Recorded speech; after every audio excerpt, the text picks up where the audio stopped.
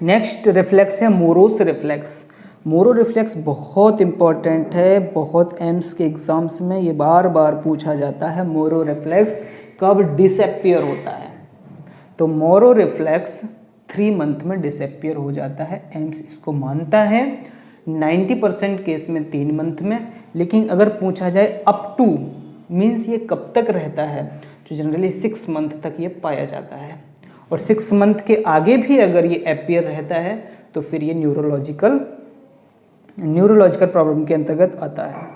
तो Moro reflex क्या है? मोरो रिफ्लेक्स में बच्चे को 45 डिग्री एंगल से 30 डिग्री एंगल तक लाते हैं, मीन्स बेबी को ऐसे पुट करेंगे और 30 डिग्री पे लाएंगे, तो बेबी का नेक जब 30 डिग्री पे जाएगा तो बेबी अपने आप को गिरता हुआ महसूस करने पर अपने आप को बचाने की कोशिश करेगा, तो एक्सटेंड द आर्म्स करेगा। Changing the position of newborn from semi sitting position to allow the head and turn to dropped back at 30 degree. Then rapid abduction बाहों को फैलाएगा, and extension of the arms and C shaped finger and thumbs, यहाँ पे ऐसा सी shape आ जाएगा, and index finger. तो ये जो बच्चे को हमने ऐसे किया, बच्चे ने अपनी बाहें फैलाई और जो इसके इंडेक्स फिंगर और थंब सी शेप का बन जाता है, ये रिफ्लेक्स आता है मोरो रिफ्लेक्स, और ये 3 मंथ में डिसअपियर हो जाता है। पाल्मर ग्रास्प रिफ्लेक्स 2 हैं, एक पाल्मर ग्रास्प रिफ्लेक्स है और एक रिफ्लेक्स है planter grasp. Palmer grasp and feet का है planter grasp. Palmer grasp reflex 4 month में डिसअपियर हो जाता है। ये क्वेश्चन पूछते हैं, अपीयर और डिसअपियर से जनरली पूछा जाता है क्वेश्चंस। कैसे? आप किसी अपनी फिंगर को बच्चे के हैंड पे रखिए, पाम पे रखिए, पाम पे आप रखेंगे तो बच्चा ऐसे करेगा। ये रिफ्लेक्स है पाल्मर ग्रास्प रिफ्लेक्स। पाम से कर रहे हैं तो पाल्मर ग्रास्प रिफ्लेक्स, वो सेम ऐसे ही फीट पे करेंगे तो वो प्लांटर ग्रास्प रिफ्लेक्स होता है। फीट का 8 मंथ में डिसअपियर होता है और पाम का 4 मंथ में डिसअपियर होता है।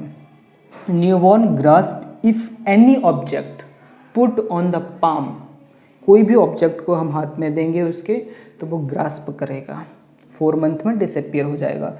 प्लांटर ग्रास्प, इसमें newborn grasp if any object put on sole, उसके सोल पे आप कोई भी ऑब्जेक्ट देंगे तो उसको भी ग्रास्प करेगा, तो ये प्लांटर ग्रास्प है। ये 8 मंथ पे डिसअपियर हो जाता है।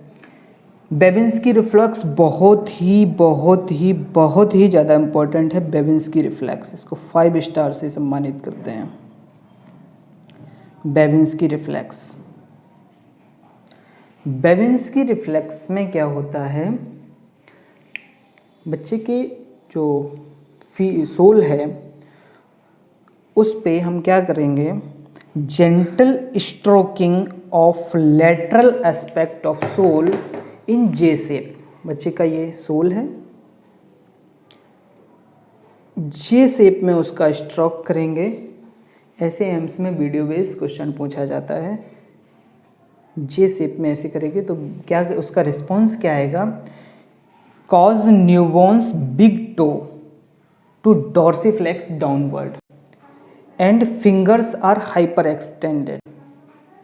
ये रिफ्लेक्स बेबिंस्की रिफ्लेक्स आता है और 6 मंथ में डिसअपियर हो जाता है। इसका अपोजिट है नेगेटिव बेबिंस्की रिफ्लेक्स, इसको प्लांटर रिफ्लेक्स भी कहते हैं। On stroking the outer aspect of sole, outer aspect of sole from heel to toe, baby curl finger and toes downward.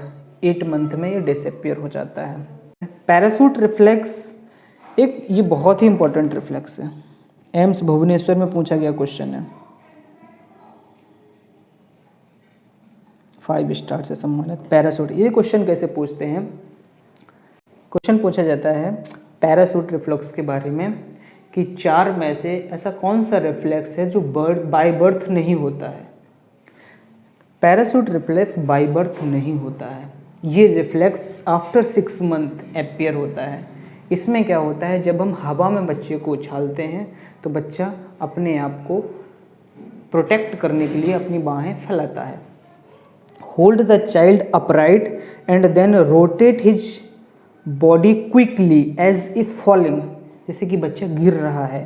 Baby will extend his arm to break the fall, उस fall को तोड़ने के लिए बच्चा अपनी बाहों को extend कर देता है। ऐसे करिए, बच्चा अपनी आंखें ऐसे करेगा। This is parachute reflex, as parachute, इसलिए इसको पैरासूट रिफ्लेक्स करें।